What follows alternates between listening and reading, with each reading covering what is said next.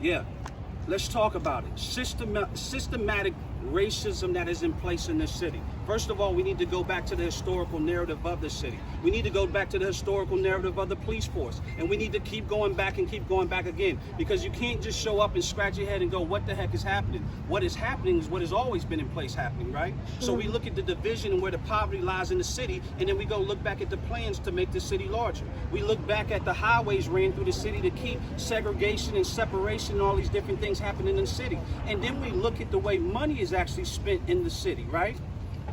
This is systematic. There's people in power that make decisions with carelessness for people of black and brown skin.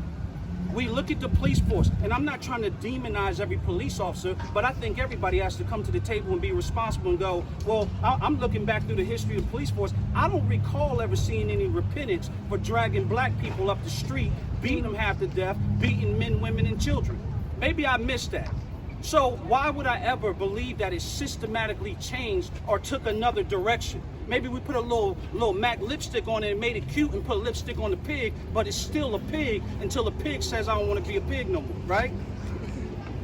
And I don't speak that with disdain to officers. I pray for them daily because I understand the hard work they have to do. But nevertheless, we cannot take a blind eye to the injustice that are perpetuated. The way our court systems are set up, where people get forced into pleading and making decisions even when there's no evidence against them. These are our children. These are our babies.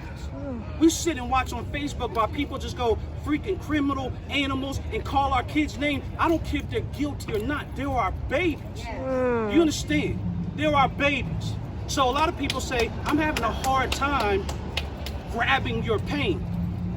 Well, imagine your baby kicked to death in the street. Imagine like happened to me not too long ago, years ago, where I stood in front of an officer with my hands in the air and took 20 steps and said, yes, sir, as he walked me down and spit in my face. Situation didn't have anything to do with me. And when I finished and I said, yes, sir, I'm sorry, I don't, whatever you need, I'm sorry. He looks at his leadership and they said, what do you want me to do? He said, knock his ass out. That's what he said. And he swung at my head as hard as he could. If I wasn't swift with the gift and moved on him, he would have knocked my head off. And I tried to go tell somebody, but who do you go tell when the top people don't care no more and they're not even standing up for justice no more? Who do you go tell them? Who's supposed to give you, who's supposed to fight for your cause? That's why you see people tearing stuff up in the street. And it's systematic. The system isn't broken. The system is doing what it's always done.